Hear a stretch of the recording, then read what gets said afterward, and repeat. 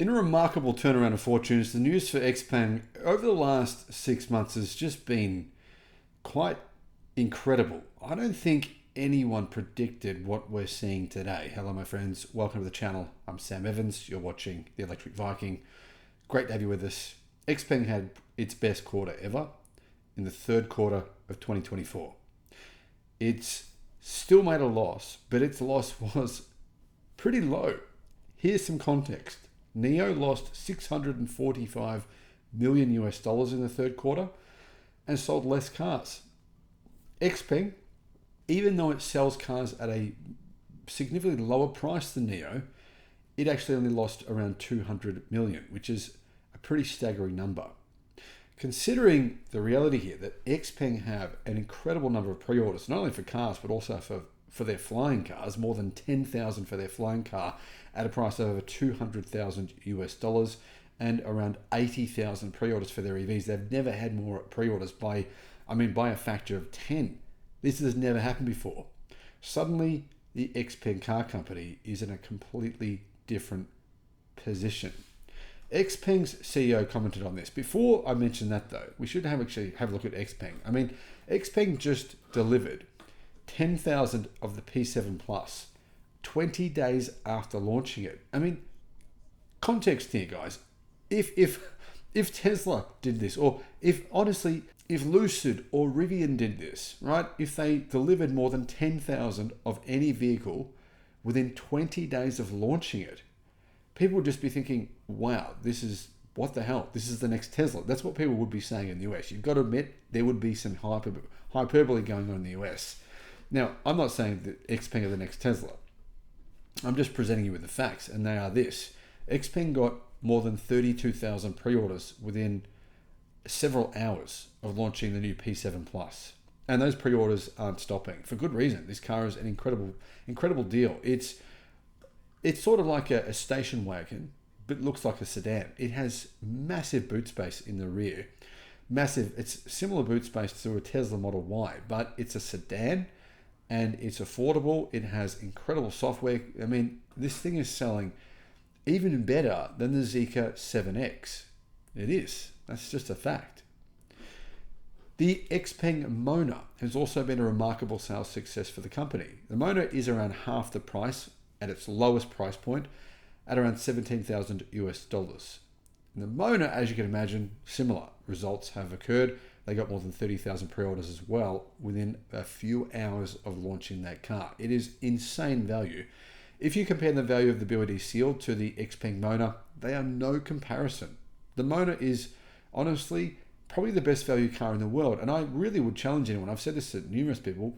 If you disagree with this, that's fine.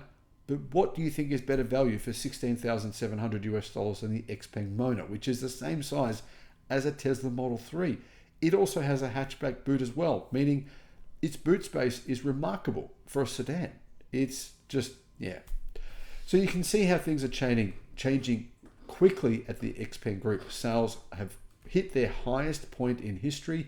They have huge numbers of pre-orders. They are building a factory to mass manufacture aircraft because they have so many orders for them, more than 10,000 orders at over $200,000 each.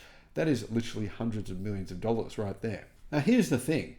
The fact that Xpeng actually delivered more than 10,000 P7 Pluses off their assembly line within 20 days means that's the fastest pace among China's new car makers, according to a statement on Weibo a few days ago. Xpeng's factory is in full swing to expand capacity as well, the Guangzhou company said. Xpeng launched the P7 Plus on November the 7th, offering two regular variants with starting prices of RMB 186,000. That's $25,000 for the P7 Plus, which is the size of a Tesla Model S, but has the boot space of a Tesla Model Y. And the practicality of a wagon. Starting price of $25,800. And you would think, I expected Xpeng, based on the fact that they're selling these vehicles such good value, the prices are really, really low. You would expect that, come on, a company like this, they must be losing enormous sums of money. But they're not. That's what's truly remarkable about this. Xpeng CEO actually commented on this fact recently. And then this was after he did something which I spoke about as well. He's the only Chinese automaker, the only one to go to the US and test US EVs. He tested Tesla's autopilot, or not Tesla's autopilot, Tesla's full self-driving around 6 months ago in America. And you know what? He didn't criticize it. He didn't do what Neo CEO does and just bag the hell out of Tesla, just criticize them. I mean, it's fine. I guess you can do that if you want to, but that's not what he did at all. In fact, he said, you know what? It's really good. It works extremely well. Then their new model, the P7 Plus, comes out only months later with the same kind of approach as Tesla, using vision only. They remove LiDAR, they remove radars, and they're using vision only for their full self-driving system, which is reportedly extremely good from the videos that I've seen in China.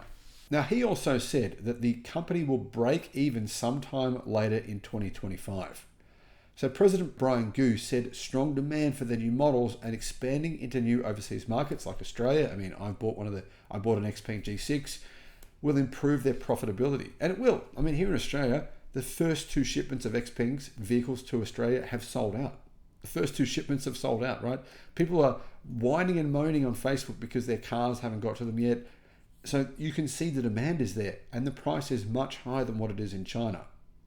Here in Australia, the G6 costs 60,000 Australian dollars. That's the long-range version. It's essentially a similar car to the Tesla Model Y long range, but it's cheaper. And to be honest, it comes with a higher standard of specification, but it's still around 20% more expensive than what it costs in China. So you can see here that Xpeng are probably in position to make some good profits from their overseas position. They're actually selling cars now in, I believe, around 40 different countries around the world. Here's what the CEO said. I think we are indeed entering the super cycle. I think sometime in the next year, probably towards the latter part or the end of next year, we will see as reaching the break-even point. We are in a very confident position to see that becomes more likely. Xpeng has forecast fourth quarter revenue above Wall Street estimates thanks to the introduction of new models, the Mono 03 and the P7 Plus. By the way, I'll do a test drive on those vehicles within the next month. It said the momentum will extend to the fourth quarter and 2025. Which obviously is true because, I mean, if you've got such a large number of pre-orders, you don't have to depend on getting new business and hoping that you're going to get more sales. The company is being helped by the rollout of Chinese government subsidies of up to $2,800 each for trading in older cars for EVs and, of course, plug-in hybrids. But so is every company in China. This is not just Xpeng that are benefiting from this situation. Xpeng will launch 4 new models next year and ramp up expansion in overseas markets apart from North America, where Chinese EVs face 102.5% tariffs, which is essentially a ban. But it's possible Xpeng could build a factory in the US. If you think about it, that's what Donald Trump said he wants the Chinese to do. So you never know. Xpeng faced being hit with more than 20% tariffs to sell in Europe, but the automaker is exploring options to be able to get around those tariffs, potentially building a factory in Hungary, I've heard rumors of. When asked if they had seen any progress in their bid to build an independent European factory, Xpeng CEO said this: nothing is ruled out, but I think we need to find a way that fits our current capability rather than do something that may not solve our current perspective. What does that mean? I don't know, but I do know this. Revenue from tech services nearly doubled in the third quarter from a year ago. And that was driven by their partnership with Volkswagen, who invested into the company. That accounted for more than 12% of Xpeng's total revenue. So it's not just a simple situation here of Xpeng selling more cars. The reality is Xpeng is selling product to the Volkswagen Group. Xpeng's EV platform, in fact their old EV platform, is the one the Volkswagen Group are purchasing and going to be using on every vehicle. So every time Volkswagen sell an EV in China, it will benefit Xpeng. The company is also working closely with Volkswagen and hopes to expand the technology service partnership with the German automaker to other areas in and outside of China. So it sounds like, considering the Volkswagen Group have cancelled the MEB platform in China in order to use Xpeng's platform, they may also use that Xpeng platform for their EVs that will be sold outside of China, places like Europe, maybe even America, you never know. Gu said the company had been discussing with dozens of players in the auto industry on smart driving collaborations. Xpeng is among Chinese developers of advanced assisted driving systems that have their own large AI models. Very, very similar to what Tesla does with its full self-driving system as well. And Xpeng has spent $500 million in the last 4 quarters on artificial intelligence development, including computing power and software development. These investments will grow steadily next year and become a big chunk of Xpeng's R&D spending.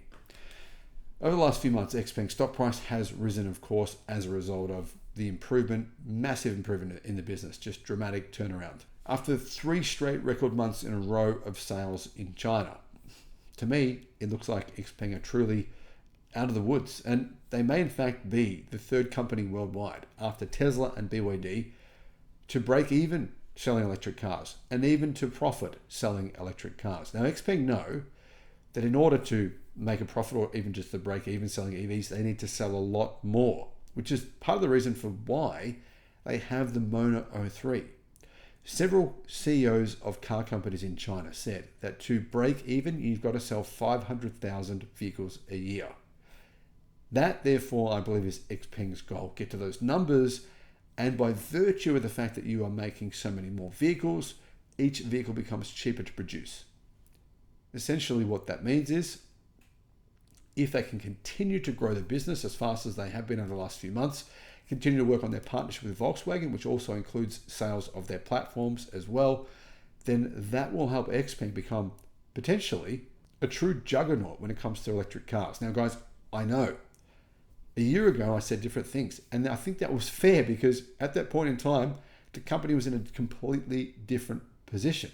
I mean, really, that was before the Volkswagen Group came in and invested a huge sum of money. What was it? Just under $1 billion in the company. But not only that, before we saw that other people started paying attention to what they were doing and saying, yeah, we want to buy your platform. We want to use your technology.